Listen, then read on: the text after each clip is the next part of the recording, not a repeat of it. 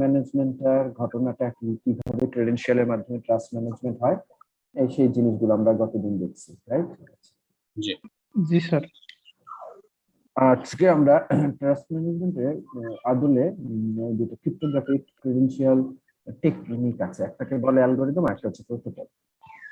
অ্যালগরিদমটার নাম হচ্ছে PGP, pretty good privacy, আর অ্যালগরিদমটার নাম হচ্ছে X.509। ঠিক আছে, সরি প্রোটোকল, এটা একটা প্রোটোকল X.509। তো এই ক্রিপ্টোগ্রাফিক ক্রেডেনশিয়াল দুটো অথরাইজেশনের জন্য ইউজ হয় ক্রিপ্টোগ্রাফিক টেকনিকে ট্রাস্ট ম্যানেজমেন্টের মতো। এখানে কিভাবে কাজ করে এই জিনিসগুলো এখন আমি আপনাদের দেখাবো। আচ্ছা, তার আগে আমাদের ক্লাসটা কি রেকর্ডিং করা হবে? আজ তো অনেকেই উপস্থিত থাকতে পারবে না, যদি এই ক্লাসটা একটু রেকর্ডিং করতেন। রেকর্ড তো স্যার অনেকেই আছে মিটিং এ। আচ্ছা ঠিক আছে। তো তিনটা কম্পোনেন্ট হয় ট্রাস্ট ম্যানেজমেন্ট, ওকে? সিকিউরিটি পলিসি, সিকিউরিটি ক্রেডেনশিয়াল, আর হচ্ছে যে ট্রাস্ট রিলেশনশিপ।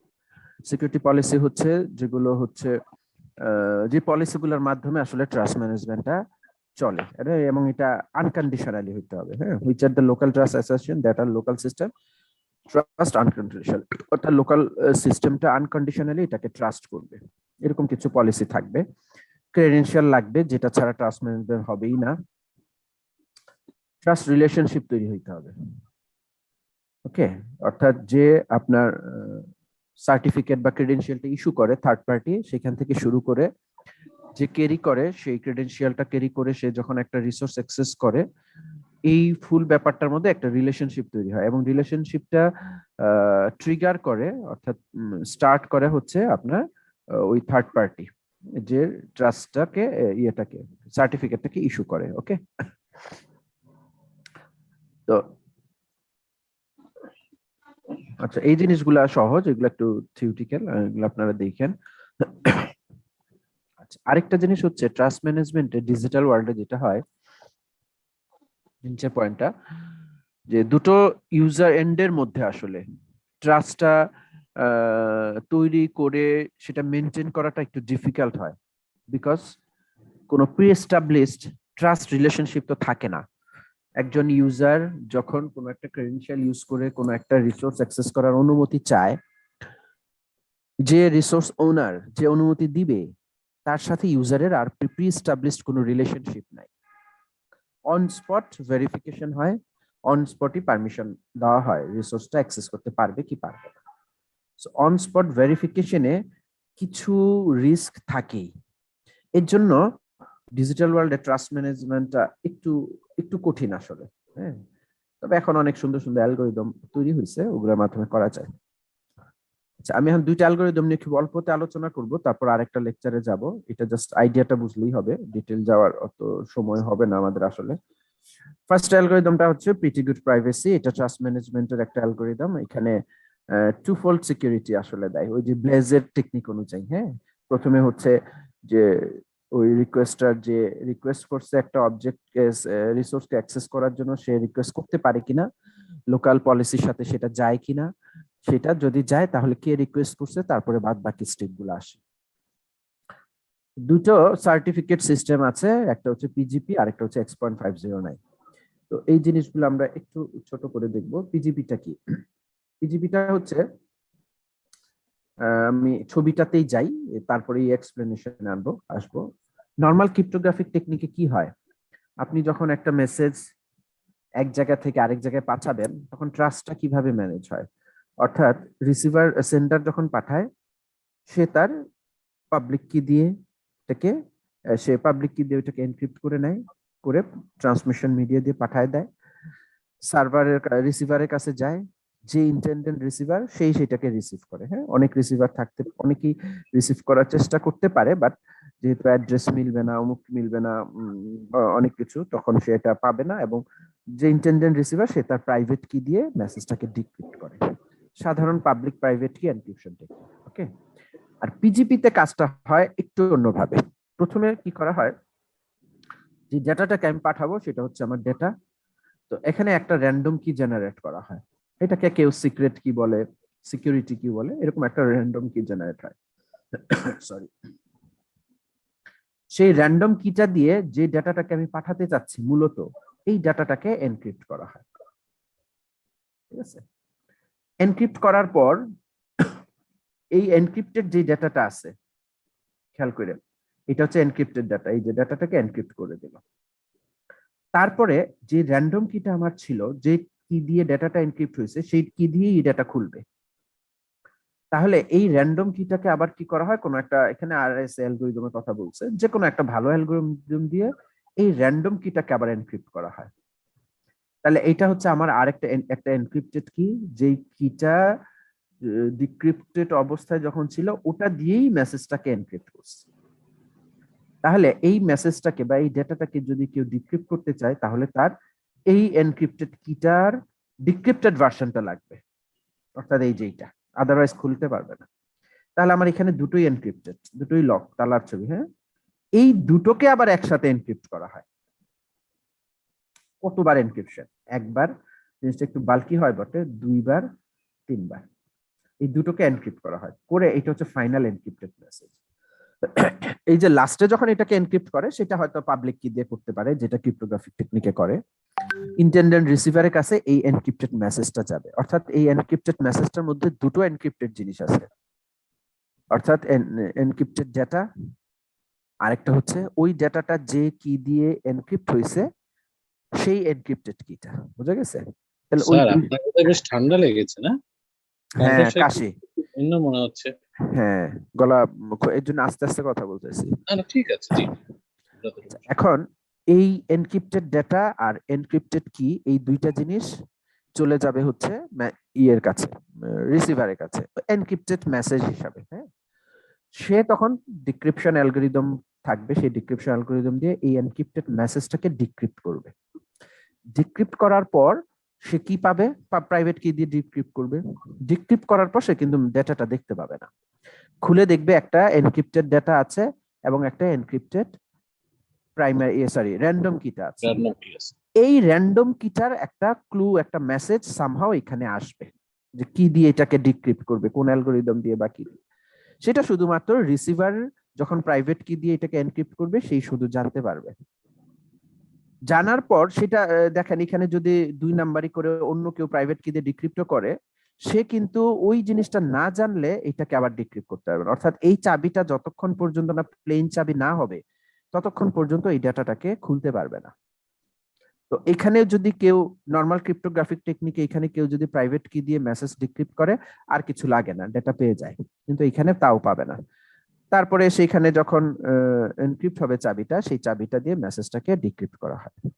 তো এইভাবে ধাপে ধাপে এনক্রিপশন করে রিসিভ সেন্ডার যে পাঠাইছে এবং ডিক্রিপ্ট করে রিসিভার যে ফাইনাল মেসেজটা পাঠাইছে, এই দুজনের মধ্যে আস্তে আস্তে আস্তে আস্তে ট্রাস্ট স্টাবলিশড হয়।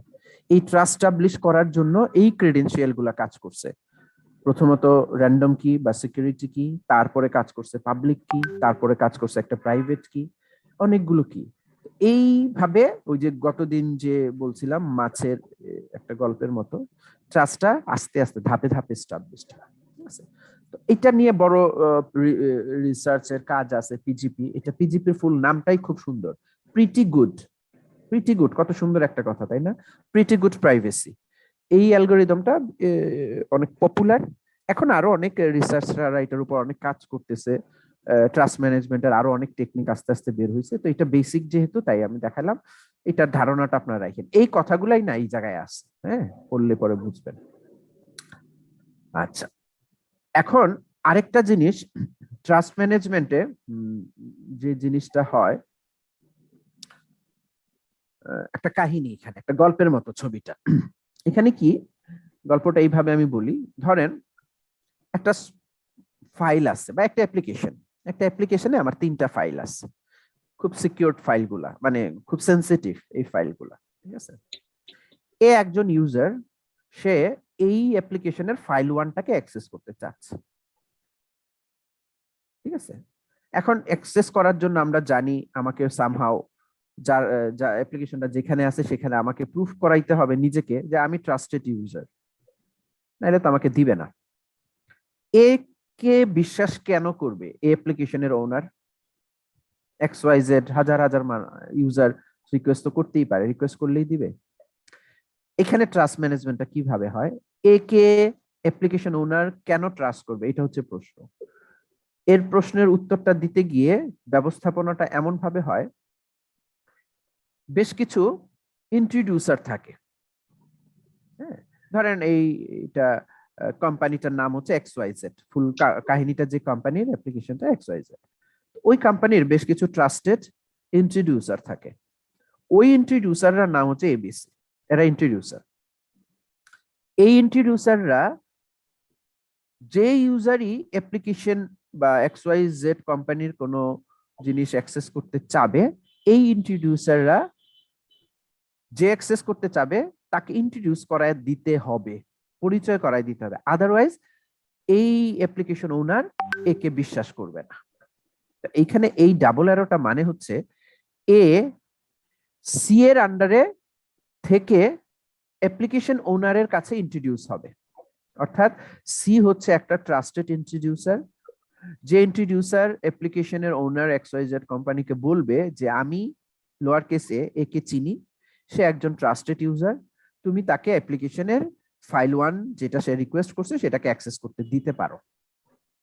অর্থাৎ সি এর কাছ থেকে সে কিন্তু ক্রেডেনশিয়ালটা পাইছে, হ্যাজ এ ক্রেডেনশিয়াল অথবা certificate from C.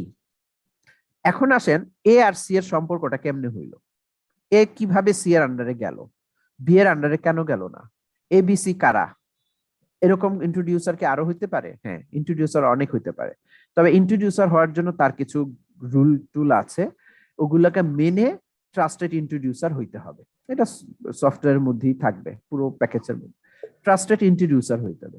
Trusted introducer মানে হচ্ছে যে এবিসি এর উপর XYZ কোম্পানির সম্পূর্ণ ভরসা আছে, এবিসি যাকে সার্টিফাই করবে তাকেই অ্যাপ্লিকেশনের যে কোনো ডেটা অ্যাক্সেস করতে দিবে। তো এখন এ যখন অ্যাপ্লিকেশনের কোনো একটা ডেটা অ্যাক্সেস করতে চাবে, তাকে আগে এই এবিসি কোনো একটা ইন্ট্রোডিউসারের আন্ডারে যাইতে হবে। এখন এই ইন্ট্রোডিউসাররা তো খুবই ট্রাস্টেড, এদের আন্ডারে তো যে কোনো ইউজারকে সে নিবে না, একে অনেক ভেরিফিকেশনের মাধ্যমে সি এর আন্ডারে সে গেল। এখন এ কার আন্ডারে যাবে সেটা কিন্তু এ চুজ করতে পারে, যে মনে করতে পারে যে আমি বি এর আন্ডারে থাকবো, কারণ বি যখন অ্যাপ্লিকেশন XYZ কোম্পানিকে রিকোয়েস্ট করে, সাধারণত সবগুলো রিকোয়েস্টে হয়, অ্যাকসেপ্ট হয়, তার মানে বি খুব বেশি ট্রাস্টেড, এগুলো ট্রাস্টের লেভেলও আছে। হ্যাঁ, সি একটু হয়তো কম ট্রাস্টেড কিন্তু খারাপ না, এ আরো বেশি ট্রাস্ট, এরকম। যাই হোক, তো এ গেল সি এর আন্ডারে, কার আন্ডারে গেল? সি এর আন্ডারে। এখন সি এর আন্ডারে যাওয়ার জন্য অনেক ইউজারের লম্বা লাইন থাকতে পারে, বি এর আন্ডারে, এ এর আন্ডারে। এখন কাকে নিবে সেটা সি এর সিদ্ধান্ত। অর্থাৎ ব্যাপারটা হচ্ছে ব্যাংকে অ্যাকাউন্ট খোলার সময় একজন ইন্ট্রোডিউস করায় দেয় না ওই যে ফর্মের মধ্যে, জি। এবং তাকে ওই ব্যাংকেরই হইতে হয় না, গল্পটা অনেকটা জি। ওরকম। এবং বেসিক্যালি ওই ব্রাঞ্চের হ্যাঁ, ওই ব্রাঞ্চের। এখন ওই ব্রাঞ্চের ওই অফিসারটা ইন্ট্রোডিউস করায় দিলেই আপনার উপর লেভেলে আর কোনো কোশ্চেন করে না, তার মানে ওই ইন্ট্রোডিউসারটা এতটাই ট্রাস্টেড, XYZ দিলে তো আর হয় না, তাই না? এরকম ব্যাপারটা। এখন সার্টিফিকেট গুলা, ক্রেডেনশিয়াল গুলা এই ইউজাররা এদের কাছ থেকেই পাবে, ঠিক আছে? যখন আর পিজিপির কাজটা কি? পিজিপির কাজটা হচ্ছে ওই সার্টিফিকেট ভেরিফিকেশন, যত ওই যে আমরা র্যান্ডম কি, প্রাইভেট কি, পাবলিক কি, এই ভেরিফিকেশন গুলা পিজিপির মাধ্যমে হয়। সো এই হচ্ছে আসলে ফুল কাহিনী। আমরা যে পিজিপি অ্যালগরিদমটা পড়ছি, এই অ্যালগরিদমটার অবস্থানটা এই জায়গায়। তো এটা একটা খুব সুন্দর একটা সাইকেল, এবং এটার এই জায়গায় ওয়ান ওয়ে রিলেশনশিপ আছে, কারণ এই ইউজার শুধু রিকোয়েস্ট করে, অ্যাপ্লিকেশন থেকে এদিকে কিছু আসে না। এদিকে টু ওয়ে রিলেশনশিপ আছে, কারণ ট্রাস্টেড ইউজাররা একে সার্টিফিকেট প্রদান করবে, আবার এই ইউজার সি এর কাছে রিকোয়েস্ট করবে আমাকে ক্রেডেনশিয়াল দাও, না হলে তো অ্যাপ্লিকেশনের জন্য আমি রিকোয়েস্ট করতে পারতেছি না। আবার পিজিপি অ্যালগরিদম ওর কাছ থেকে চাবে বিভিন্ন ধরনের কি, আবার ওর সাথে ভেরিফাই করবে, জন্য টু ওয়ে কমিউনিকেশন এখানে হয়। তো আপাতত কাহিনীটা এটাই, এতটুকুই জানেন। তো এগুলো নিয়ে অনেক মজার কাহিনী আছে। আচ্ছা, এখানে আরেকটা জিনিস বলি, এই যে এ এই জায়গাটায় হ্যাঁ, সি ইউজারটা এই ইউজারকে সার্টিফাই করে দিল, বলল যে এই ইউজারকে তুমি অ্যাক্সেস করতে দিতে পারো, এই ইউজারকে অ্যাক্সেস করতে দিতে পারো। এতটুকু কথা বলার পর XYZ কোম্পানির অ্যাপ্লিকেশনের ওনার ওই প্রোগ্রামটার ওনার তাকে কি অ্যাক্সেস করতে দিবে, এখন হচ্ছে সেই প্রশ্ন। একদম শেষ মুহূর্তে আমরা পৌঁছাই গেছি, এই অনুমতিটা পাইলেই ফাইলটা অ্যাক্সেস করতে পারবে, ট্রাস্ট সম্পূর্ণ তৈরি হয়ে গেল। এখন এ কে সি কে অ্যাপ্লিকেশন ওনারের কাছে এ সম্পর্কে কি কি বলবে সেটা এখন বলবো। এ সম্পর্কে সে তার ট্রাস্টের কিছু লেভেল দিবে, ডিগ্রি অফ ট্রাস্ট। সে বলতে পারে যে এই ইউজারটাকে আমি আগে চিনতাম, এখন আমি তাকে চিনি না। এরকম অনেক ফলস হইতেই পারে যে এ একজন ইউজার, সে আসলে কোনো ইসের কাছে না, কোনো ট্রাস্টেড ইউজারের আন্ডারে না, সে হয়তো ফলস বলছে অ্যাপ্লিকেশন ওনারকে আমি বি এর আন্ডারে, বি এর থেকে আমি ক্রেডেনশিয়াল পাইছি। তো অ্যাপ্লিকেশন ওনার তো এটা ভেরিফাই করে, ভেরিফাই যখন করে তখন বি বলে দিতে পারে না আমি এরকম কোন ইউজারকে তো চিনি না। ঠিক আছে, অর্থাৎ আমরা ব্যাংকে যখন ধরেন আপনি আপনার ভাইকে দিয়ে টাকা তুলতে পাঠাইছেন, তখন ওইখান থেকে ফোন দেয় না, এটা কি চেকটা আপনার, এটা কি ওকে করে দিব, দেয় না? এইরকম যদি আপনি বলেন না আমি তো কাউকে দিয়ে চেক পাঠাই নাই, তাই তো আটকাই গেল, ওইরকম। সো আননোন, যে আমি চিনি না একে, ইন্ট্রোডিউসার বললো, তার মানে ওই ইউজারের ট্রাস্টেড ডিগ্রি হচ্ছে একদম জিরো। জিরো বলতে কি, হ্যাঁ আনট্রাস্টেডটাও জিরো, আন্ন মানে আমি চিনি না, বিশ্বাস অবিশ্বাস তো আরো পরে। আরেকটা হচ্ছে সে আনট্রাস্টেড, আমি তাকে চিনি বাট সে আনট্রাস্টেড। এখন অ্যাপ্লিকেশন ওনার নিজের রিস্কে যদি ফাইল ওয়ান অ্যাক্সেস করতে দায়িত্ব দিবে, আর না হলে দিবে না। সে বলবে মার্জিনালি ট্রাস্টেড, সে কিছুটা বিশ্বস্ত। সে বলবে কমপ্লিটলি ট্রাস্টেড, সে বলবে মডারেট ট্রাস্টেড। এরকম বিভিন্ন ধরনের স্কোর দেওয়া হয়। এই স্কোর গুলা দেখে অ্যাপ্লিকেশনের ওনার তখন সিদ্ধান্ত নিবে যে মার্জিনালি ট্রাস্টেড একজন ইউজার, যে ইউজারকে ইন্ট্রোডিউস করাই দিছে সি, ট্রাস্টেড ইন্ট্রোডিউসার সি, সে বলতেছে সে মার্জিনালি ট্রাস্টেড। মার্জিনালি ট্রাস্টেড লোককে আমি ফাইল ওয়ান কি অ্যাক্সেস করতে দিব? এই অ্যালগোরিদম আমার তৈরি করতে হবে যে কি কি লেভেল আসলে আমি কি কি দিব। এখন আমি ফাইল ওয়ানের এতটুকু অংশ দিতে পারি, অতটুকু ব্লক করে দিতে পারি, এটা মানে ইসের ব্যাপার, মানে অ্যাপ্লিকেশন ওনারের ব্যাপার। তো এইভাবে ফুল ট্রাস্ট ম্যানেজমেন্টটা হয়। ঠিক আছে, কমপ্লিটলি ট্রাস্টেড বলছে, যদি কমপ্লিটলি ট্রাস্টেড কোনো ইন্ট্রোডিউসার বলে, সাধারণত অ্যাপ্লিকেশন ওনার তাকে রিজেক্ট করে না। যদি রিজেক্ট করে তাহলে তো ইন্ট্রোডিউসাররা বলবে কিরে ভাই, আমি বিশ্বস্ত লোক পাঠাই, তুমি তাকে অ্যাক্সেস করতে দাও না, আমি তাইলে আর তোমার এই জায়গায় প্রোগ্রামে আমি ইন্ট্রোডিউসার হিসেবে থাকবো না। ইন্ট্রোডিউসার এর মেথড গুলা, ইয়েগুলা, এন্টিটি গুলা তো ইনএফেক্টিভ হয়ে যাবে। এর জন্য কমপ্লিটলি ট্রাস্টেড বললে সাধারণত রিজেক্ট করে না, এর জন্য ট্রাস্টের কিছু স্কোর দেওয়া হয়। ঠিক আছে, ওকে, এখানে আপাতত আর না বলি, এতটুকুই জানেন। এখন খুব শর্ট করে এবার কোর্সটাকে শেষ করতেছি। হ্যাঁ, আচ্ছা, এখন আমি এই প্রোটোকলটা একটু বলি। X.509 এটা একটা সার্টিফিকেট, এটা একটা ক্রেডেনশিয়াল, এটা একটা হায়ারার্কিক্যাল স্ট্রাকচার। এই কথাগুলো এখানে আছে। হ্যাঁ, আমি যে স্লাইডগুলো গেলাম এই কথাগুলো পড়বেন, আমি ছবিটা দিয়ে খালি বর্ণনা করতেছি। X.509 এই সার্টিফিকেটটার বা এই প্রোটোকলটার ইয়েটা হলো হায়ারার্কিক্যাল স্ট্রাকচার এইরকম। হ্যাঁ, ট্রি পড়ছি আমরা, যেটা স্ট্রাকচারে বা ডিসক্রিট ম্যাথ ট্রি বলে একটা আছে না? হ্যাঁ, ওই রকম রুট থাকে, তার চাইল্ড থাকে, তার চাইল্ড থাকে। তো এখানে রুটে যে থাকে তাকে বলা হয় মেটা ইন্ট্রোডিউসার। ঠিক আছে, রুট থেকে যে থাকে তাকে মেটা ইন্ট্রোডিউসার অথবা রুট সিএ। সিএ মানে বলেন সার্টিফাইড অথরিটি। ওকে, তো এইরকম মেটা ইন্ট্রোডিউসার থাকবে একদম রুটে। ওই ইন্ট্রোডিউসারের আন্ডারে আবার 4 জন ট্রাস্টেড ইন্ট্রোডিউসার আছে, 4 জন 5 জন 2 জন 3 জন হোয়াটএভার। তার মানে হচ্ছে এই মেটা ইন্ট্রোডিউসার আবার 4টা ইন্ট্রোডিউসার তৈরি করে দিছে যাদেরকে বিশ্বস্ত সে বানাইছে। ওই ট্রাস্টেড ইন্ট্রোডিউসারদের আন্ডারে আবার ট্রাস্টেড থাকতে পারে। একদম লিফ নোডে লাস্ট লেয়ারে যারা থাকবে তারা হচ্ছে সরাসরি ইউজার, যারা একটা ডেটা অ্যাক্সেস করার জন্য রিকোয়েস্ট করে, মানে আমি আপনি আমরা যারা কাজ করি, এন্ড ইউজার। ঠিক আছে, এখন লাস্ট লেভেলে আপনি দেখেন এখানে বেশ কিছু গ্রুপ আছে, 4 জন 4 জন 4 জনের, তাই না? এই গ্রুপ কম বেশি হইতে পারে, এটা কোনো ব্যাপার না, সিঙ্গেলও থাকতে পারে।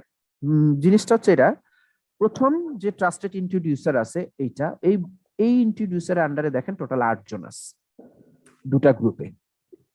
অর্থাৎ তারা একটা গ্রুপ, হয়তো তাদের ক্যারেক্টারিস্টিক ফিচার ইউজাররা একই রকম বা এরাও একরকম, এর আন্ডারে 4 জন, ওর আন্ডারে 4 জন, ওর আন্ডারে 8 জন আছে। এখন এই ইউজার, এখানে টোটাল আমার অনেক ইউজার না, 1 2 3 4 5 6, টোটাল 24 ইউজার। এই 24 জন ইউজার 4টা ট্রাস্টেড ইন্ট্রোডিউসারের আন্ডারে আছে। ওই 4 জন ট্রাস্টেড ইন্ট্রোডিউসার আবার একজন মেটা ইন্ট্রোডিউসারের আন্ডারে আছে। মূল জিনিসটা হচ্ছে এইরকম হায়ারার্কিক্যাল একটা স্ট্রাকচার। ওকে, এখন এই গ্রুপের একজন, ধরে নেন ওর নাম হচ্ছে এক্স।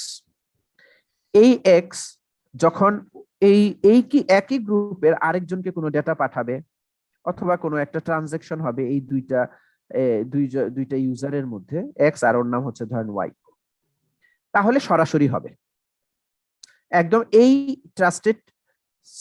ট্রাস্টেড ইন্ট্রোডিউসারের কাছেও যাবে না, কারণ তারা একই গ্রুপে একই ইন্ট্রোডিউসারের আন্ডারে সরাসরি।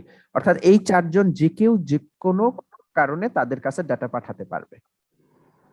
কিন্তু ও যদি এই গ্রুপের একজন একই ইন্ট্রোডিউসারের আরেক গ্রুপের আরেকজনের কাছে ডাটা পাঠাতে চায়, তাহলে সেই ডাটা পাঠানোর জন্য প্রথমে রিকোয়েস্টটা যাবে ইন্ট্রোডিউসারের কাছে। ইন্ট্রোডিউসার বলবে ঠিক আছে, হ্যাঁ আমি ওকেও চিনি, ও আরেক গ্রুপের, এই ওকে কিন্তু আবার এই গ্রুপের ও চিনে না, এর জন্য ইন্ট্রোডিউসারের কাছে গেছে। ইন্ট্রোডিউসার যখন দেখবে যে না আমি দুইজনকেই চিনি, তারা দুইজনই আমার দুইটা গ্রুপে, তখন এই গ্রুপের একজন ওই গ্রুপের একজনকে যেটা পাঠাতে পারবে। কিন্তু এটা যদি হয় যে প্রথম ইন্ট্রোডিউসারের এই গ্রুপের একজন সেকেন্ড ইন্ট্রোডিউসারের ওকে একটা ডেটা পাঠাতে চায়, ওর সাথে একটা ট্রানজাকশন করতে চায়, ঠিক আছে, এই দুইজন, আমার কার্সার কি দেখা যায় নরেজে? জি জি স্যার, দেখা যাচ্ছে। এ যদি ওর সাথে অথবা ও যদি ওর সাথে যায়, তাহলে দেখেন কি দাঁড়ায়, ট্রি কত উপরে উঠে। যেহেতু ও ওকে চিনে না, তাই ও যাবে তার প্যারেন্টের কাছে, তার প্যারেন্ট হচ্ছে ও, বলবে দেখো আমি এমন একজনের কাছে ডাটা পাঠাতে চাই, তাকে তুমি চিনো কিনা? ও বলবে না আমি তো তাকে চিনি না।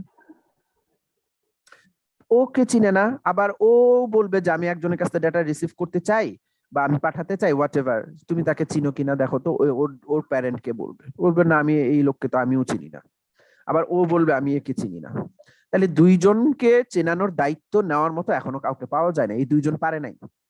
তাহলে ট্রি আরো উপরে উঠবে। কতক্ষণ উঠবে? যতক্ষণ না কমন প্যারেন্ট পাওয়া না যাচ্ছে। তো এখন ওর যে রিকোয়েস্টটা পাঠাই দিবে ওর কাছে, মেটা ইন্ট্রোডিউসারের কাছে। মেটা ইন্ট্রোডিউসার বলবে হ্যাঁ আমি তো ওকে চিনি, মানে আমি ওকে চিনি, হ্যাঁ ও তো ওর আন্ডারে মানে নাতি আর কি অনেকটা, তাই না? হ্যাঁ, যে আমি তো ওকে চিনি কারণ ও হচ্ছে আমার আরেক চাইল্ডের চাইল্ড। সুতরাং এই দুইটা ইউজারের মধ্যে ট্রানজাকশন হতে গেলে এই দুই ইন্ট্রোডিউসার পর্যন্ত পৌঁছাইলেই হবে না, এর উপরের লেভেলেও যাইতে হবে। এইভাবে লিফ নোড থেকে উপরের দিকে আপনি উঠতেই থাকবেন কতক্ষণ? যতক্ষণ না কমন ইন্ট্রোডিউসার ট্রাস্টেড ইন্ট্রোডিউসার না পৌঁছাচ্ছে। এটা একটু অনেক ক্ষেত্রে সময় লাগে, যেহেতু ধাপে ধাপে ভেরিফিকেশন গুলো হয়। তো এটাকে বলা হয় X.509 সার্টিফিকেট। হ্যাঁ, তো এটা একটু দেখেন, একই ছবি এখানে। হ্যাঁ, আসলে ওইটাই আসল। এত কাশি হয়েছে। আচ্ছা, এখানে 3টা রিসার্চের কথা বলা আছে, যদি টাইম পান, এটা এই কোর্সের জন্য এখনই দরকার নাই, ভবিষ্যতে যদি ফিল করেন আমি নামগুলা দিয়ে দিলাম, কইরেন। হ্যাঁ, ব্লেজের একটা আছে, বিনা এটেল ওরাও একটা আছে, এবং রাইভার্স্টের একটা আছে। উনারা এই ধরনের certificate authority, trusted introducer, trust management এগুলো নিয়ে কাজ করছেন, অথরাইজেশন, হ্যাঁ, প্রিভিলেজ ডেলিগেশন কিভাবে যাইতে পারে। হ্যাঁ, তো যদি ভবিষ্যতে ইন্টারেস্ট ফিল করেন এগুলো পড়েন, মজা লাগবে। আচ্ছা, এখন ছোট্ট করে এই ইয়েটাতে আরো অনেক কিছু আছে, পরে সবকিছু যাব না, আমি ট্রাস্ট নেগোসিয়েশনটা বলে এই লেকচারটা শেষ করব। যতটুকু আমি পড়াচ্ছি আপনার ভয় পেন না, পরীক্ষায় ওগুলোই থাকবে, আর বাইরে থাকবে না। ট্রাস্ট নেগোসিয়েশনের গল্পটা আমি কতদিন বলছিলাম, ওইটাই একটা ছবি দিয়ে এখানে রিপ্রেজেন্টেশন। এলিয়াস ববের ফার্মেসিতে গেছে, ববের ফার্মেসিতে গিয়ে বলতেছে যে আমার প্রেসক্রিপশনটা ফিল আপ করে দাও, request to fill the prescription. Prescription fill up করো বলতে আমার প্রেসক্রিপশনে কিছু ঔষধের নাম লেখা আছে, সেগুলো আমাকে দাও। ফার্মাসিস্টকে বলতেছে ফার্মেসিতে গিয়ে। তখন বব কি বলছে দেখেন তো, সেকেন্ড লাইনটা ববের পলিসিতে, সেটা সিস্টেম থেকেই হয়তো আসছে, এটা বব আর এলিয়াস দিয়ে বুঝাইছে। বব বলছে have RX from licence doctor, এটা মানে কি? টেকেন ফ্রম, ওরা বোধহয় টেকেন ফ্রম বোধহয়, হ্যাঁ, প্রেসক্রিপশনে লেখে না ডাক্তাররা উপরে কোনা টেকেন দিয়ে? ফ্রম। জি স্যার। বাদুরের রেটিং কি জানি একটা আছে। হ্যাঁ, ওরা এইটা যা শর্ট ফর্ম এখানে বলছে হ্যাঁ যে আপনি যে প্রেসক্রিপশনটা আনছেন, হ্যাঁ বব এলিয়াসকে বলতেছে আপনি যে প্রেসক্রিপশনটা আনছেন সেটা কি কোনো লাইসেন্স ডক্টরের কাছ থেকে আনছেন? উল্টা তার উপর তাকে জিজ্ঞেস করতেছে, তার প্রেসক্রিপশনটার উপর সে ডাউট নিচ্ছে, ট্রাস্ট স্টাবলিশ হয় নাই। এলিয়াস তখন বলছে ফার্মাসিস্টকে, উল্টা দেখেন থার্ড লাইন, ফার্মাসিস্টকে বলছে ফার্মাসিস্ট লাইসেন্স ক্রেডেনশিয়াল, আচ্ছা RX from doctor Carl license, okay. ও আচ্ছা হ্যাঁ, ও বলছে তুমি কি, ও সরি সরি এই জায়গাটায় আমি এই লাইনটা স্কিপ করছি তো এর জন্য। থার্ড লাইনে এলিয়াস ববকে বলছে তুমি কি রেজিস্টার্ড ফার্মাসিস্ট, উল্টা ও সার্টিফিকেট প্রেসক্রিপশনটা নিয়ে সন্দেহ প্রকাশ করছে। সাথে সাথে এলিয়াস বলছে আমি তো তোমাকে বিশ্বাস করতেছি না, তুমি কি রেজিস্টার্ড ফার্মাসিস্ট, তুমি কি ওষুধ দেওয়ার অধিকার রাখো? তখন ফার্মেসির লোকটা দেখলো যে কি অবস্থা, বিশ্বাস তো স্থাপন হচ্ছেই না, তিনবার কনভারসেশন হলো, ঘটনা কি? তখন বব তার ক্রেডেনশিয়ালটা এলিয়াসকে দেখালো, এই যে দেখো আমার লাইসেন্স আছে, আমি অথরাইজড ফার্মাসিস্ট। এই অথরাইজড ফার্মাসিস্ট এই ক্রেডেনশিয়ালটা ইস্যু করছে থার্ড পার্টি, ওই যে ট্রাস্ট ম্যানেজমেন্টে যেমন পাসপোর্ট ইস্যু করে আমাদের passport office, admit card issue করে আমাদের exam controller, office of exam controller, ওইরকম। যেহেতু থার্ড পার্টি ইন্টার্ন ট্রাস্টেড, তাই ফার্মাসিস্টের এই লাইসেন্সটা কে এলিয়াস বিশ্বাস করছে যে হ্যাঁ তাইলে ঠিক আছে তুমি অথরাইজ ফার্মাসিস্ট। তখন এলিয়াস ওই যে তার এই প্রশ্নের উত্তর কিন্তু এখন আসে নাই, তুমি কি অথরাইজ ডক্টরের কাছ থেকে প্রেসক্রিপশন আনছো, লাইসেন্স ডক্টরের কাছ থেকে আনছো? তখন সে ওই ডক্টর ধরে নেন ডক্টরের নাম হচ্ছে কার্ল, ডক্টর কার্লের লাইসেন্সটা দেখাইছে, এই যে দেখো এটা হচ্ছে ডক্টর কার্লের লাইসেন্স, সে একজন লাইসেন্সড ডক্টর, সে ডক্টরি করার তার অনুমতি আছে। তাইলে তো এখন সবকিছু মিলে গেল, ফার্মাসিস্ট অথরাইজড, সে ওষুধ দিতে পারে। আর ফার্মাসিস্টের মনে যে প্রশ্ন ছিল প্রেসক্রিপশনটা কি অথরাইজড ডক্টর দিছে নাকি সে নিজে ভুয়া একটা বানায় নিয়ে আসছে, সেটাও ক্লিয়ার হয়ে গেল যে অথরাইজড ডক্টর দিছে। তারপরে গিয়ে প্রেসক্রিপশনটা সে ফিল আপ করছে।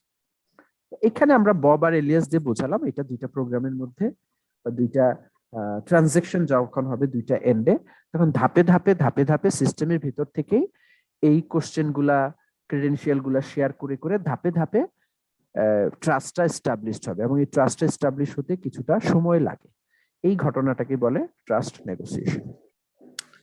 ঠিক আছে, এতটুকুই থাকলো। এখানে আরো কিছু অ্যালগরিদম ছিল, একটু কঠিন হয়ে যাবে, পলিসি মেকার, তারপরে হলো কিনোট অ্যালগরিদম ছিল, এগুলো থাকলো। একটা স্লাইড আমি রেখে দিলাম, আপনাদের সিলেবাসে আমি যা পড়াইছি অতটুকুই থাকবে, একটু সহজ করে পড়াই দিলাম, সহজ করে মনে রাখেন, মানে বুঝে রাখেন কনসেপ্ট গুলা, তাইলেই হবে।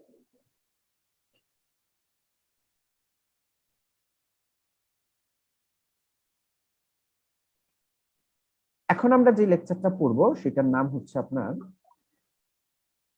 এটাও আরেকটা ইম্পর্টেন্ট টপিক। এগুলো প্রত্যেকটা টপিক খুবই গুরুত্বপূর্ণ, খুব মজা নিয়ে ধীরে সুস্থে পড়ানোর জিনিস আসলে, অল্প সময় এগুলা হয় না, তো এখন আর তো কিছু করার নাই, সময় আমাদের যেহেতু কম। আমাদের এর পরের টপিকটা হচ্ছে ম্যানেজিং এন্ড কোয়েরিং এনক্রিপ্টেড ডাটা, খুব মজার আরেকটা টপিক। এটা নিয়ে অনেকের হয়তো আপনাদের ধারণা থাকবে আমার বিশ্বাস। ম্যানেজিং এন্ড কোয়েরিং এনক্রিপ্টেড ডাটা খুব সুন্দর একটা টপিক, যে এনক্রিপ্টেড ডেটা ম্যানেজ করব এবং এনক্রিপ্টেড ডেটার উপর কোয়েরি চালাবো। প্রথম কথা হচ্ছে ডেটা এনক্রিপ্টেড থাকবে, এটা স্বাভাবিক একটা কথা, যে কোনো ফর্মেই হোক, প্লেন টেক্সটে ডাটা থাকবে না আমার সিকিউরিটির জন্য। এখন এনক্রিপ্টেড ডাটা আমার ম্যানেজ করতে হবে, স্বাভাবিক ডাটা যেভাবে ম্যানেজ হয়, এনক্রিপ্টেড ডাটা ম্যানেজ হওয়ার প্রসেস নিশ্চয়ই একটু অন্যরকম হবে, এবং সেটা মেনে নিলাম এবং বোঝা যাচ্ছে যে কি হতে পারে।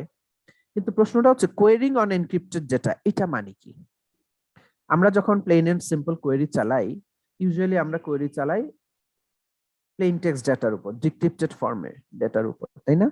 এবং আমার কোয়েরি ইঞ্জিন সেই কোয়েরিটা এক্সিকিউট করে আমার ডিজায়ার্ড রেজাল্টটা আমার কাছে ফেরত পাঠায়। স্বাভাবিক কোয়েরি প্রসেসিং। এখন এনক্রিপ্টেড ডেটার উপর কোয়েরি চালানোর প্রয়োজন আদৌ কি হতে পারে বা আদৌ দরকার আছে? এটা কি কেউ ফিল করেন? এনিওয়ান? না স্যার। আচ্ছা, অন্য কোনো ভাবে আজকে অফিস টফিস করছেন, একটু টায়ার্ড, তারপর একটু হালকা করে চিন্তা করেন তো, যে ডেটা এনক্রিপ্টেড অবস্থায় থাকার আছে, যেন আপনার স্টুডেন্ট ইনফরমেশন নিয়ে একটা টেবিল আছে, টেবিলকে এনক্রিপ্টেড অবস্থায় যদি থাকে, ডেটাগুলো চেনা যাচ্ছে না, কোনটা রোল, কোনটা আইডি, কোনটা বয়স, কোনটা কি বলে জিপিএ, কোনটা মোবাইল নাম্বার, কিচ্ছু বোঝা যাচ্ছে না, সব এনক্রিপ্টেড। ওই এনক্রিপ্টেড ডাটার উপর আদৌ কোয়েরি চালানোর প্রয়োজন আছে কিনা সেটা আগে ফিল করি।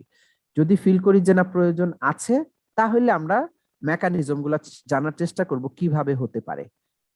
এখন কেউ কি ফিল করেন যে এনক্রিপ্টেড ডাটার উপর কোয়েরি চালানোর স্যার, হ্যাঁ এই ক্ষেত্রে বা সিচুয়েশনটা যদি আমার এরকম হয় তাহলে তো দরকার হতে পারে?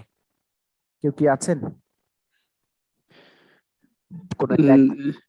স্যার মানে স্যার আমি রিসেন্টলি একটা প্রজেক্ট করতেছি, ওইখানে হলো আমার ডাটা আছে হলো ফুললি এনক্রিপ্টেড, মানে প্যারেন্টস এর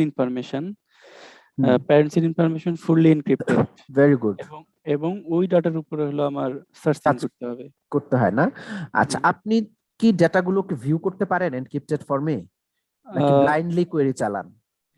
আমি হলো ওইটারে ফুললি প্লেন টেক্সট দিয়েই করি। আপনি কি ডাটাটাকে ডিক্রিপ্ট করেন নাকি এনক্রিপ্টেড অবস্থায় ওই ডাটার উপর কোয়েরিটা চলে? মানে আমি স্যার ওই পর্যন্ত এখনো বুঝতে পারি নাই, কারণ হলো আমি আচ্ছা জি স্যার আমি হলো ফুললি নিয়ে আসি, পরে আমি ডিক্রিপশন দিয়ে ভিউ করে দেই। আচ্ছা, বুঝতে পারছি। আচ্ছা, ঠিক আছে, তাও আপনার একটা ছোট্ট এক্সপেরিয়েন্স আছে। আচ্ছা, আমি একটা সাধারণ একটা এক্সাম্পল দেই যেটা আমরা প্রতিনিয়ত ফেস করি, সেটা হচ্ছে আমাদের ইমেইল, জিমেইলের হোক, হটমেইলের হোক, ইয়াহুর হোক। এই যে আমাদের ইমেল সার্ভিস গুলা দিচ্ছে, গুগল দিচ্ছে জিমেইলের মাধ্যমে, তাই না? ইয়াহু দিচ্ছে, সারা দুনিয়াকে কি পরিমাণ সার্ভিস দিচ্ছে, তাই না? লক্ষ লক্ষ কোটি কোটি মানুষ এই ইমেল কি বলে প্ল্যাটফর্ম গুলো আছে বলে আমরা ইমেল অ্যাকাউন্ট খুলতে পারছি, আমাদের লাইফটাকে সহজ করে ফেলছি, তাই না? আচ্ছা, এখন ধরেন আপনার 10 বছরের পুরানো একটা ইমেল আইডি, সেখানে প্রচুর ইমেল জমা হয়েছে, দিনের পর দিন, মাসের পর মাস, বছরের পর বছর। এখন আপনি গত 2 বছর আগের কোনো একটা ইমেল আপনার দরকার, হঠাৎ করে মনে হয়েছে যে ওই রকম একটা ইমেল আপনার 2-3 বছর আগে আপনার ইনবক্সে আসছিল। তো আপনি কি ম্যানুয়ালি সার্চ করবেন? এটা কি সম্ভব? লিনিয়ারলি একটা একটা করে সম্ভব? তো আমরা কি করি, সার্চ বাটনে গিয়ে সার্চ দেই, কিছু শব্দ লিখে দেই না, যে আমাকে ইমেলটা পাঠাইছিল তার ইমেল আইডিটা মনে থাকলে দেই, অথবা ইমেলের কোনো একটা কিওয়ার্ড বা 2-একটা শব্দ দেই, কিছু একটা দেই, দিয়ে আমরা ওই রিলেটেড ইমেল গুলা পাই, পেলে খুব দ্রুত তার মধ্যে থেকে খুঁজে বের করি। তার মানে আমরা ওইখানে একটা সার্চ বাটনে কিছু জিনিস লিখে সার্চ করি, মানে আমরা একটা কোয়েরি চালাই। শিওর তো? জি স্যার। সিলেক্ট কোয়েরি, একদম প্লেন এন্ড সিম্পল, যে আমাকে ওই ইমেল গুলা দেখাও অমুক জায়গা থেকে, যেখানে আমার কিওয়ার্ড গুলা এই ম্যাচ করলে ওই ইমেল গুলা দেখাবো। সে আমাকে 50টা ইমেল দেখাইছে, তার মধ্যে চট করে আমি সেই আমার ডিজায়ার্ড 3 বছর আগের ইমেলটা খুঁজে পেয়ে গেলাম। এই যে আপনি কোয়েরিটা চালাইছেন, কোয়েরিটা তো আর আমরা লিখে চালাই না, আমরা সার্চ বারে দিই, কিন্তু ভিতরে তো কোয়েরিটা চলে। এই কোয়েরিটা ভিতরে যে তৈরি হইছে, সেটা কি ফর্মে তৈরি হইছে বলে মনে হয়? প্লেন টেক্সট ফর্মে, মানে ইংলিশ ভাষায়। যদি ইমেল কি বলে ইমেলের সফটওয়্যার ইংরেজিতে হয় ইংলিশ ভাষায়, যদি জাপানিজ হয় জাপানিজ ভাষায়, বাংলাতে হয় বাংলা ভাষায়, তাই না? প্লেন টেক্সট ফর্মে আপনার কোয়েরিটা তৈরি হয়েছে। এখন প্লেন টেক্সট ফর্মে জেনারেট হওয়া একটা কোয়েরি অ্যাপ্লাই হচ্ছে কার উপর? এই যে আপনার 10 বছর ধরে যে এত ইমেল জমা আছে, এই ইমেল গুলা কোথায় আছে, কার জিম্মায় আছে? ইমেল গুলা কোথায় আছে? একটা স্টোরেজে আছে স্যার, ডেটাবেজে আছে। স্টোরেজে আছে, হ্যাঁ। আচ্ছা, ধরে নিলাম কোথাও একটা জায়গায় তো অবশ্যই আছে। এই ইমেল গুলো কি হিসেবে আছে? মানে ওখানে আমাদের অনেক সেন্সিটিভ কথা থাকে, তাই না? আমার জি স্যার। সাথে আমার বিজনেস পার্টনারের কি বলে সিক্রেট ইমেল থাকতে পারে, আমার অফিসিয়াল ইমেল থাকতে পারে। অনেকে তো ইমেলের মধ্যে এমনও হয় গুরুত্বপূর্ণ তথ্য লিখে রাখে, ভুলে যায় যে সে পাসওয়ার্ড একটু সেভ করে কোথাও লিখে ইমেলের মধ্যে দিয়ে রাখছে, অথবা আপনার বাসার বা অফিসের একটা গুরুত্বপূর্ণ ডকুমেন্ট ইমেলে রেখে দিছেন সফট কপি তুলে। এটা অনেকেই করে, বা এরকম অনেক কিছুই থাকে। অর্থাৎ আমি বোঝাতে যাচ্ছি ইমেলের জিনিসগুলো খুব হাইলি সেন্সিটিভ। মানে ইনক্রিপ্টেড থাকছে হ্যাঁ, স্যার। Highly sensitive. আপনার 10 বছরের ডেটা, ইমেলের পাসওয়ার্ডটা আপনি দেখেন, আপনি ছাড়া, আল্লাহ তাআলা ছাড়া আপনি, আপনার বিশ্বাস যার কেউ জানে না, তাই না? তাই তো, তাই না? জি স্যার হ্যাঁ, আরেকজন তাহলে জানে স্যার, কে জানে? স্যার যারা অথরিটি। আচ্ছা, এই জায়গায় আমি আসতে চাচ্ছিলাম। এখন আপনার ইমেলের এই 10 বছরের ইমেল গুলো গুগলের জিম্মায় আছে, সোজা কথা, জিমেইল যদি হয়। আপনার কি মনে হয় যার জিম্মায় আছে, যে প্রোগ্রাম সফটওয়্যার অথবা অ্যাডমিনিস্ট্রেটর, যে যাকেই বলেন, সে আপনার ইমেল গুলা চাইলে পড়তে পারে? পারে, সন্দেহ। শিওর আপনি? আর ওটা তো এনক্রিপ্টেড থাকার কথা। এনক্রিপ্টেড থাকবে, কিন্তু তার কাছে তার থাকে, তার আমার কাছে টাইম তো ডিউরেশন। আছে। তার কাছে পাওয়ার থাকে। আচ্ছা, তার মানে আপনার ইমেল চাইলে কোন একটা প্রোগ্রাম যখন তখন পড়তে পারে, এই বিশ্বাস আপনি করেন? নাকি অথরিটি স্যার, অথরিটি যাদের হ্যাঁ? গ্রুপে আছে। আপনার আপনার আপনার আপনার ভিতরে মাথা থেকে কি আসে যে কি পারা, কি উচিত, কি উচিত না? না না, অবশ্যই উচিত উচিত না, স্যার। উচিত না, উচিত কিন্তু না, পারে। আচ্ছা, উচিত না কিন্তু উচিত না, পারে। কিন্তু তার পারে। মানে এখানে তো ইমোশনের কোনো ব্যাপার নাই, তার মানে পারে, পারে এই স্যার। তো। জি স্যার। পারে। স্যার আমার মনে হয় পারে না স্যার, পারার তো আচ্ছা, কথা না। এখানে একজন বলছেন পারে না, যে সে যতই ওনার হোক, যতই তার জিম্মায় রাখে, সে চাইলেও পারেন, তার অন্তত ওই ক্ষমতাটা নাই। কেউ একজন বুঝাইতে চাইছে। এখন আপনি একটু ভাবেন তো, আপনি যখন ইমেল অ্যাকাউন্টটা খুলছিলেন, বেশ কিছু টার্মস এন্ড কন্ডিশন, এগুলো আমরা যদিও পড়ি না, আপনার কি মনে হয় আপনি এত সেন্সিটিভ ডেটা রাখবেন, যেটা চাইলে একটা প্রোগ্রাম যে কোনো মুহূর্তে, তাহলে তো আপনার অ্যাকাউন্ট প্রায় হ্যাক হওয়ার একটা সম্ভাবনা থাকতো। ওই প্রোগ্রাম, ওই জিনিস মানুষই তো বানাইছে, মানুষই তো দেখে, মানুষই তো ইউজ করে, বা সফটওয়্যারের মাধ্যমে চলে। আপনার কি মনে হয় জিনিসটা আসলে এত সোজা? দুনিয়ার লক্ষ লক্ষ মানুষের লক্ষ লক্ষ সেন্সিটিভ ডেটা চাইলে পারে সে দেখতে? অন্তত আমার কাছে লজিক্যালি না, জিনিসটা মনে হয় না। না, সেটা এটা ঠিক এটা আছে, হ্যাঁ, বাট হ্যাঁ, বাট বাট নাই, স্পেশাল বাট নাই। সময় স্পেশাল। না, কোনো বাট নাই, বাট থাকলেই তো আর সিকিউরিটি হয় না, দুনিয়াতে আচ্ছা, জি। টেকনোলজি আগাবে না। তার মানে এইরকম কোন, সে যদি আমার অন্তত আমি, জিমেল যদি আমার বলতো ভাই তোমার ডেটা আমার কাছে এনক্রিপ্টেড অবস্থায় থাকবে, কিন্তু চাইলে কিন্তু আমি দেখতে পারি, আমি অন্তত কোনোদিন জিমেইলে অ্যাকাউন্ট খুলতাম না। সেটা তো বটে। তাইলে তার মানে কি, এনক্রিপ্টেড অবস্থায় আপনার ওই সার্ভারে ইমেল গুলো থাকে, ওগুলো কোনো অবস্থাতেই সার্ভার এন্ডেও ডিক্রিপ্ট হতে পারে না। র্যান্ডমাইজড এত সুন্দর সুন্দর সফট অ্যালগরিদম আছে যেগুলো সার্ভারও সেগুলো দিয়ে ডিক্রিপ্ট করতে পারে না। সেটা আশ্বস্ত করছে বলেই আমরা এই প্ল্যাটফর্ম গুলা, এগুলোর ব্যাকগ্রাউন্ড আবার খুব মজার, কিভাবে সার্ভিস গুলা হয় সেদিকে আমি যাচ্ছি না, এর জন্য আমরা এটা করি। আমার এখানে এই কথাটা একটু সময় নিয়ে বলার উদ্দেশ্যটা হচ্ছে, সার্ভার এন্ডে থাকা এনক্রিপ্টেড ইমেল গুলোর উপরেই একটু আগে আমি কিন্তু সার্চ দিলাম, ওই যে 3 বছর আগের ইমেলটা খোঁজার জন্য। ইমেলটা আছে এনক্রিপ্টেড অবস্থায়, আমি সার্চ দিছি প্লেন টেক্সট ফর্মে, এই কোয়েরিটা এনক্রিপ্টেড ডাটার উপর এক্সিকিউট হয়ে আমাকে রেজাল্টটা দিছে আবার প্লেন টেক্সট ফর্মে। দেখেন পুরা ম্যাজিক। এখন প্রশ্ন হচ্ছে, আমি যে কোয়েরিটা লিখছি সেটা প্লেন টেক্সট ফর্মে, এনক্রিপ্টেড ডাটার উপর সেটা কিভাবে কাজ করলো? ওই এনক্রিপ্টেড ডাটাকে সেই কোয়েরি ইঞ্জিন কিভাবে চিনলো? কিভাবে, আমি যদি আরো সিম্পলি বলতে চাই, সিলেক্ট স্টেটমেন্ট কিভাবে কাজ করলো? ফ্রম স্টেটমেন্ট কিভাবে কাজ করলো? ওয়্যার কিভাবে কাজ করলো? গ্রুপ বাই, হ্যাভিং, এগুলো কিভাবে কাজ করলো? কারণ যে অ্যাট্রিবিউট গুলো আছে, ওগুলোর ভ্যালু গুলো আছে, অল আর এনক্রিপ্টেড, কোনো অবস্থাতে ডিক্রিপ্ট হবে না। তার মানে এনক্রিপ্টেড ডাটার উপরও কোয়েরি তাহলে চলে, না হলে আমি আজকে সার্চ দিয়ে ইমেলের জিনিসগুলো দেখতে পাইতাম না। কথা বুঝতে পারছি? এটাই হচ্ছে আজকের লেকচারের মূল টপিক, যে এনক্রিপ্টেড ডাটা ম্যানেজ করা এবং কোয়েরি করা। তো চলেন শুরু করি। এনক্রিপশন আমাকে রাখতে হয়, এটা হচ্ছে প্রথম জিনিস। আমার ডেটা দেখতে পাবো কি পাবো না, এটা ডিক্রিপ্ট হবে কি হবে না, এটা কি হবে না হবে, ইউজেবল হবে কি না হবে না, আমার কাছে ডিউ টাইমে আসবে কি আসবে না, অনেক প্রশ্ন। সবকিছুর ঊর্ধ্বে হচ্ছে নিরাপত্তা। দেখেন দুনিয়াতে এখন যে অবস্থা, নিরাপত্তা তার মানে কনফিডেন্সিয়ালিটি, এনক্রিপশন আমার কনফিডেন্সিয়ালি এনশিওর করে, তাই আমাকে ডেটা এনক্রিপশন ব্যবস্থা রাখতেই হবে। ইমেল সার্ভিস গুলা ওভাবেই রাখে, বাট এটার অনেক ওভারহেড আছে। এই যেটা বললাম, প্রথমত হচ্ছে ভালো অ্যালগোরিদম সিলেক্ট করা যেগুলো এনক্রিপ্টেড ডাটার উপর কাজ করতে পারে। তখন বেশ কিছু কি ম্যানেজমেন্ট হয়। এনক্রিপ্টেড ডাটার উপর কোয়েরি চালাতে গেলে আমাদের অনেক কাজ করতে হয়, যেমন কম্পারিজন অপারেশন হয়, অ্যারিথমেটিক অপারেশন হয়, কিওয়ার্ড ম্যাচিং হয়, সব এনক্রিপ্টেড ডাটার উপর। এগুলো কিভাবে হবে?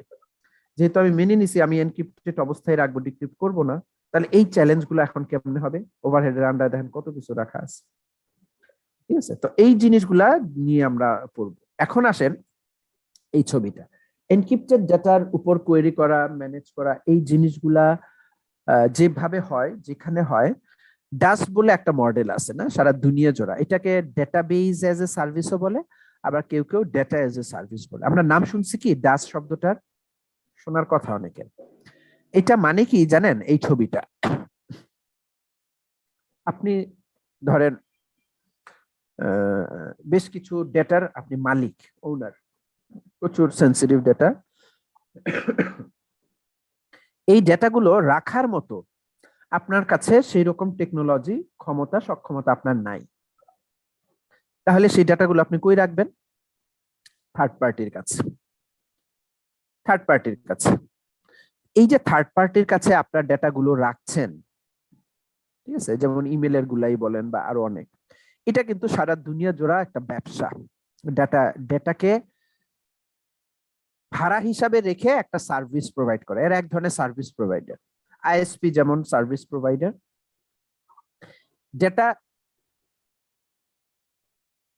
ডেটাকেও সার্ভিস হিসাবে, ডেটাকেও তার কাছে রেখে চুক্তিভিত্তিক টাকা নিয়ে তার আপনার ডেটার নিরাপত্তা দিয়ে সে একটা সার্ভিস দেয়। এটা সারা দুনিয়া জোড়া বিশাল বিজনেস। এই ডাস মডেলে ছবিটাতে দেখেন ডান পাশে যেটা আছে ডেটা সার্ভিস প্রোভাইডার, ওর কাছে যখন আমার ডেটাটা থাকবে, সেই ডেটাটা ওই চুক্তিতে আমি তার কাছে রাখবো যে আমার ডেটাটা সার্ভার সাইডে, তোমার সাইডে অলওয়েজ অলওয়েজ এনক্রিপ্টেড অবস্থায় থাকতে হবে। কোনো অবস্থাতেই ডেটা তোমার এন্ডে ডিক্রিপ্ট হবে না। তারপরে আসেন এই ডাস মডেলের কি পয়েন্ট গুলো একটু বলি। প্রথমত হচ্ছে ডাস মডেলের যেই ক্লায়েন্ট যে ডাটা রিকোয়েস্ট করে, এই ক্লায়েন্ট হয়তো ডেটার মালিক অথবা অন্য কেউ ডেটার মালিক হইতে পারে, কিন্তু ডেটাটা থাকে থার্ড পার্টির কাছে। যেহেতু ডেটার ওনারের ডেটা রাখার মতো টেকনোলজি নাই, কারণ ক্লায়েন্টের সেই টেকনোলজি নাই। এটা হচ্ছে first point. Second point, third party service provider তারা সব সময় এনশিওর করে অ্যাভেলেবিলিটি অফ দ্য সিস্টেম। যখন আপনি যে ফর্মে ডেটা চাবেন তখন সে দিতে বাধ্য থাকবে। প্রচুর পে করতে হয় এদেরকে, কিন্তু ডলার, হাজার হাজার ডলার দিতে হয়। Third point, client will have access the data as and when required. এটা আসলে সেকেন্ড পয়েন্টকে সাপোর্ট করে। ক্লায়েন্ট ওই ডেটার উপর ক্লায়েন্টের অ্যাক্সেস থাকবে যখন দরকার, যেভাবে দরকার। Client will only use the system on rental basis. এই সিস্টেমটাকে, ডাস মডেলটাকে ক্লায়েন্ট ভাড়া ভিত্তিক হিসাবে ইউজ করবে। এগুলো হচ্ছে ডাসের একদম মূল প্রিন্সিপাল, এইভাবে ডাস মডেল চলে। তারপরে আরো তিনটা পয়েন্ট, যে ডেটার কনফিডেন্সিয়ালিটি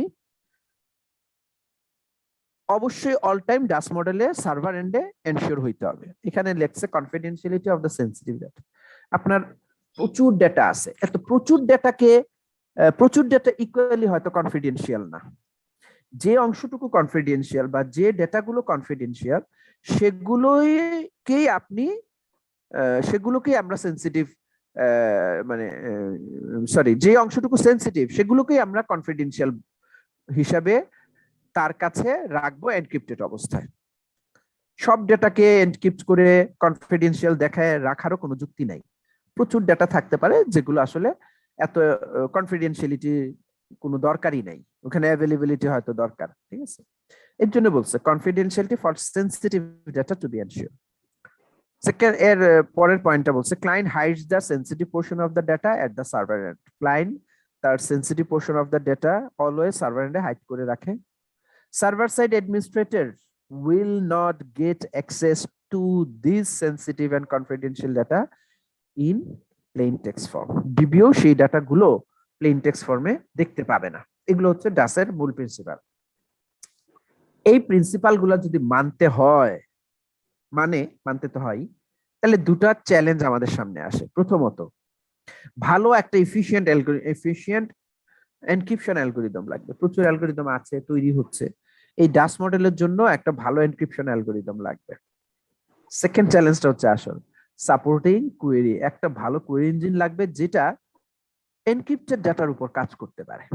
ঠিক আছে, ডাটা এনক্রিপ্ট করে আমি খুব হাইলি কি বলে পোটেনশিয়াল একটা এনক্রিপশন অ্যালগোরিদম দিয়ে আমি ডাটা অ্যালগোরিদম এনক্রিপ্ট করে রাখলাম, যে ওটা ডিক্রিপ্ট করা কোনোভাবেই প্রায় ইম্পসিবল। কিন্তু কোনোভাবেই ওই এনক্রিপ্টেড ডাটার উপর কোয়েরি চালানোর মতো ভালো কোয়েরি ইঞ্জিন পাওয়া যাচ্ছে না। তাহলে সেই ডাটা তালা মেরে রেখে লাভ কি? আমি ইউজ করতে পারছি না। তার মানে উপরের পয়েন্টটা রাখার সাথে সাথে আমার সেকেন্ড পয়েন্টটা মাথায় আনতে হবে, যেমন একটা ভালো কোয়েরি ইঞ্জিন লাগবে যেটা এনক্রিপ্টেড ডাটার উপর কাজ করবে। ঠিক আছে, এই ইমেল সার্ভিসের এক্সাম্পলটাই আমি একটু আগে দিলাম। হ্যাঁ, এখন আসেন ওকে, এখানে যে জিনিসগুলো আছে ওই একই কথাগুলো এখানে আছে, এই কথাগুলো আছে। আচ্ছা, এখানে আমরা এখন যে পয়েন্টটা পড়বো এই 13 নাম্বার স্লাইড পর্যন্ত এই বেসিক টার্মিনোলজি গুলাই গেছে। এখানে আমরা টিপিক্যাল একটা ডাস মডেলের আর্কিটেকচারটা দেখব। টিপিক্যাল একটা ডাস মডেলে আসলে কি হয়, কিভাবে থাকে স্টোর আর কোয়েরি করার জন্য। লাল কথাগুলো আমার এখানে ইম্পর্টেন্ট, যে data management function is the form of service to the client. এটা একটা ক্লায়েন্টকে সার্ভিস দেওয়া। Key concern in such an application is that confidentiality of the sensitive information in the database residing on the server. তারপর হচ্ছে in many cases some of all the data might be considered sensitive. Unauthorized access could refer to the break-in by hackers and access by the legitimate but malicious insider. For example, হ্যাঁ, এখানে last পয়েন্টটা খুব গুরুত্বপূর্ণ, যে hacker cracker এরা তো দুনিয়া জোড়াই থাকে। আপনি একটা আজকে ভালো অ্যালগোরিদম বানাইলেন এনক্রিপ্ট করার, 2 মাসের মধ্যে ডিক্রিপ্ট করার উল্টা একটা অ্যালগোরিদম বেড়ে যায়। লক যখনই তৈরি হয় অ্যান্টি লক তৈরি হয়ে যায়। এভাবে দুনিয়া আগাচ্ছে, কিছু করার নাই, ফাইট করেই টিকতে হয়। কিন্তু ঘরের শত্রু বিভীষণ বলে একটা কথা আছে না? ডেটাবেজ অ্যাডমিনিস্ট্রেটর সেই যদি আপনার ডেটাকে ক্ষতি করার জন্য সেই যদি হ্যাকারের রূপ নেয়, সেই যদি ডিক্রিপশন অ্যালগোরিদম বানানোর চেষ্টা করে, পায়তারা করে, তখন কি হবে? এরকম তো ঘটনা ঘটতে পারে, ঘটবে না যে একদম নিশ্চিত না। হ্যাঁ, তার সেই ক্ষমতা জেনারেলি নাই, কিন্তু হ্যাকার ক্র্যাকাররা যে স্টাইলে চলে সেরকম যদি অ্যাডমিনিস্ট্রেটর হয়ে যায় তাইলে কি করা? এই জিনিসটাও ডাস মডেলে খুব মাথায় রাখে। ঠিক আছে, এই ডাস আর্কিটেকচারের মধ্যে অনেকগুলা স্টেপ আছে, আমরা 5টা স্টেপে ভাগ করলাম ফুল আর্কিটেকচারটাকে। প্রথমত হচ্ছে ডাসের সেটআপ এন্ড তার সিকিউরিটি মডেল, ডাসটা কিভাবে সেটআপ করে আর তার সিকিউরিটি মডেলটা কি রকম হয়। সেকেন্ড পয়েন্টটা হচ্ছে ওই ডাস মডেলে থাকা এনক্রিপ্টেড ডাটার উপর কিভাবে কোয়েরি চলতে পারে। থার্ড পয়েন্টটা হচ্ছে রিলেশনাল এনক্রিপশন এন্ড স্টোর, তার স্টোরেজ মডেলটা কি রকম হয়। এনক্রিপ্টেড ডাটার উপর সার্চটা কিভাবে হয়, কিওয়ার্ড বেসিস সার্চ। তারপর এই সার্চটা আবার এক্সএমএল এনক্রিপ্টেড ডাটা যদি থাকে, এক্সটেন্ডেড মার্কআপ ল্যাঙ্গুয়েজের ডাটা যদি থাকে। ফোর্থ পয়েন্টটা হচ্ছে টেক্সট ডাটার উপর, আর লাস্ট পয়েন্টটা হচ্ছে এক্সএমএল ডাটার উপর। এই ইস্যুগুলা আর্কিটেকচারের মধ্যে আসলে আসে। তো চলেন আমরা শুরু করি ডাসের সেটআপ আর সিকিউরিটি মডেলটা দেখি। ডাসের সেটআপে আমি একটা জিনিস একটু দেখে নেই। আচ্ছা, ঠিক আছে। ডাসের সেটআপে এখানে যে এখানে যেটা বলছে, দুটা এন্টিটি ডাসের মধ্যে, একটা হচ্ছে ডেটার ওনার, সেটা ক্লায়েন্ট হইতে পারে, অথবা ডাটার আলাদা কোনো ওনারও হইতে পারে, এক অথবা ওয়ানের বেশি। আরেকটা এন্টিটি হচ্ছে সার্ভার, যার কাছে ক্লায়েন্ট ডাটাটা এনক্রিপ্টেড অবস্থায় রাখবে। থার্ড পয়েন্টে বলছে ক্লায়েন্ট ক্যান মডিফাই অথবা কোয়েরি করতে পারে part of the data remotely according to their access right. তার অ্যাক্সেস রাইট অনুযায়ী ক্লায়েন্ট যে কোনো ডেটা রিমোটলি অ্যাক্সেস বা মডিফাই করতে পারে। Data must be encrypted on the server side and only decrypted on the client side. যদি কখনো data decrypt হতেই হয় সেটা ক্লায়েন্ট সাইডে হবে, সার্ভার সাইডে কখনোই হবে না। এনক্রিপ্টেড অবস্থায় অলওয়েজ সার্ভার সাইডে থাকে। এইগুলো হচ্ছে ডাস মডেলটা যদি কেউ সেট আপ করতে চায় তাহলে এই পয়েন্টটা মাথায় রাখতে হবে। এই সেটআপের সময় যে ইস্যুটা আসে মূলত দুইটা এন্টিটির মধ্যে, ক্লায়েন্ট সাইড নিয়ে ডাস মডেলে কোনো বক্তব্য নাই। ক্লায়েন্ট সাইড হচ্ছে ইটসেলফ সিকিউরড, অর্থাৎ নিজের ডেটা নিজের কাছে ইনসিকিউর থাকবে, এইটা কেমন কথা। So client side assume to be secured and trusted. মূল কনসার্নটা হচ্ছে সার্ভার সাইডে। সার্ভার সাইডই হচ্ছে আমার মূল কনসার্ন ডাস মডেলে। ওখানে ওইটার মধ্যে সবচেয়ে বেশি কনসার্ন হচ্ছে আমরা ম্যালিশিয়াস ডিবিএ, যারা আমার ডেটাকে হার্ম করার চেষ্টা করতে পারে, ইউজুয়ালি করে না, যদি করে আর কি। এটা নিয়ে একটু ভাবতে হয় ডাস সেটআপের সময়। সেকেন্ড পয়েন্ট অলরেডি আমরা বলছি, sensitive portion of the data always encrypted করে সার্ভার এন্ডে রেখে দিতে হবে। যদি এনক্রিপ্টেড করা হয় সেই কিটা অলওয়েজ থাকবে ডাটা ওনার ক্লায়েন্ট সাইডে।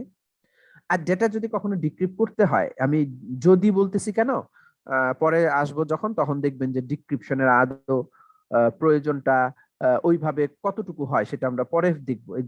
এর জন্য যদি বলতেছি, যদি কখনো ডিক্রিপ্ট করতে হয়, ডেটা ডিক্রিপ্ট হবে ক্লায়েন্ট এন্ডে, সার্ভার এন্ডে না।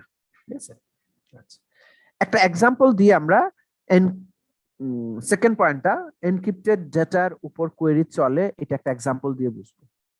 ধরে নিচ্ছি আমাদের একটা রিলেশনাল ডাটাবেস দিয়ে আমি বোঝানোর চেষ্টা করি। একটা ডাটাবেসে আমার দুইটা রিলেশন আছে, দুইটা টেবিল আছে, একটা ইএনপি আর একটা হচ্ছে ডিপার্টমেন্ট। ইএনপি টেবিলে আমার পাঁচটা কি স্যার আছে, কথা শুনতে পাচ্ছি না। ইএনপি টেবিলে আমার চারটা কি আছে, পাঁচটা কি আছে, EID, E name, salary, address, department ID. এর মধ্যে ইআইডিটা ওখানে প্রাইমারি কি, আর ডিপার্টমেন্ট টেবিলে আছে তিনটা অ্যাট্রিবিউট, ডিআইডিটা হচ্ছে ডিপার্টমেন্ট টেবিলের প্রাইমারি কি। ঠিক আছে, এখন এই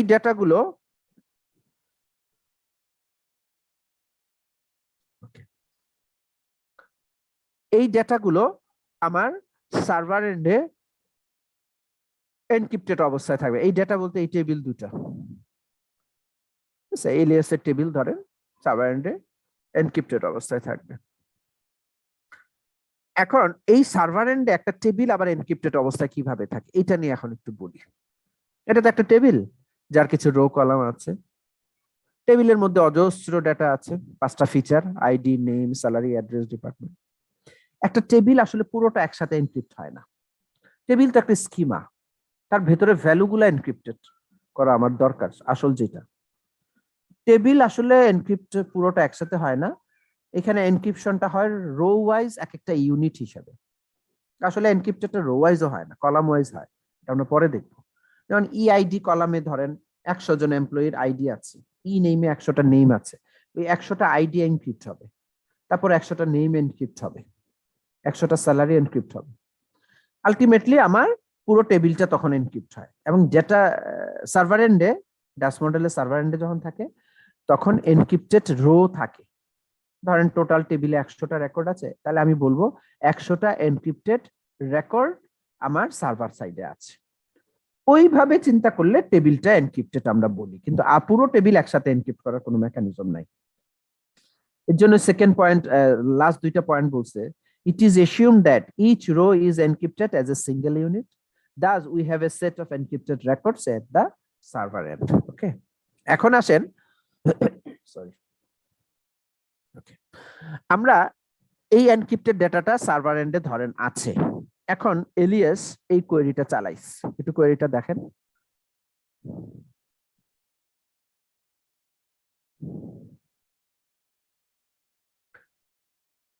কোয়েরিটা কি, বক্তব্যটা কি, টাইমই তো শেষ। কোয়েরির বক্তব্যটা কি? স্যালারি টেবিল ববের স্যালারি সামারি দেখিতে বলছে। এমপ্লয়ি স্যালারি বের করবে স্যার। তার মানে হচ্ছে পুরোটা যদি আমি বাংলায় সুন্দর করে বলি, যে সমস্ত লোকেরা ববের আন্ডারে চাকরি করে, ম্যানেজার ববের আন্ডারে চাকরি করে, তাদের স্যালারির যোগফলগুলা দেখতে যাচ্ছে, তাই না? জি স্যার। এই কাজটা করার জন্য আমার দুটো টেবিল লাগতেছে, আমার ওয়্যার ক্লজে কিছু কন্ডিশন আছে। এখন আপনি দেখেন এই ফুল কোয়েরিটার মধ্যে দুই ধরনের অপারেশন হচ্ছে। স্যার এখানে মানে গ্রুপ বাই মিসিং আছে। আচ্ছা, গ্রুপ বাই দিতেই পারেন পরে। এতটুকুই বুঝি। তো এই যদি আপনি গ্রুপ ওয়াইজ ডিসপ্লে করতে চান, এখানে জাস্ট আমরা শুধু ববের আন্ডারে ধরেন আমার টোটাল মানুষ আছে আমার অফিসে 50 জন, এর মধ্যে ববের আন্ডারে চাকরি করে 12 জন।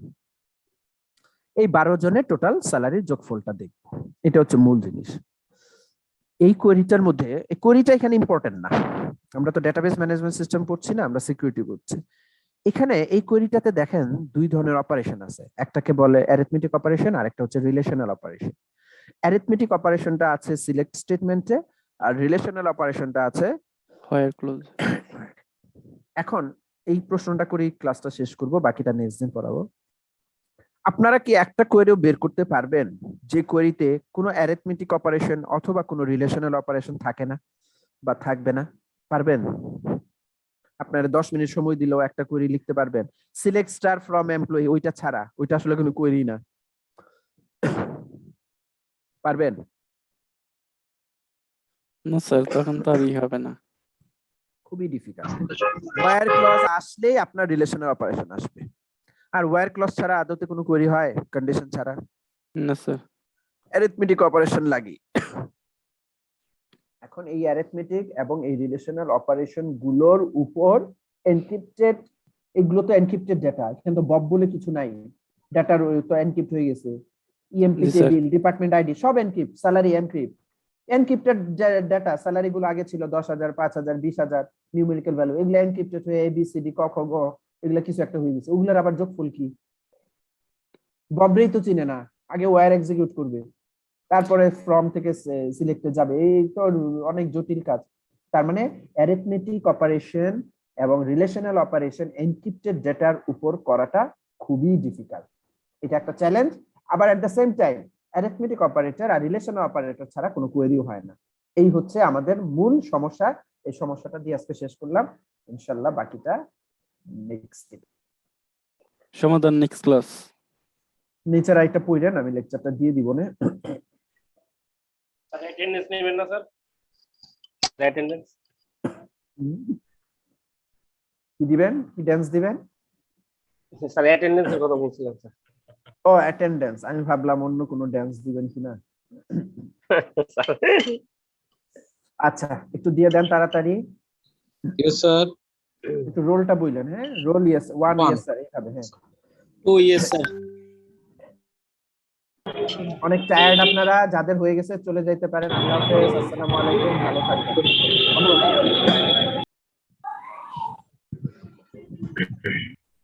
6 কি ধরনের 7 4 আছে তো স্যার। 8 স্যার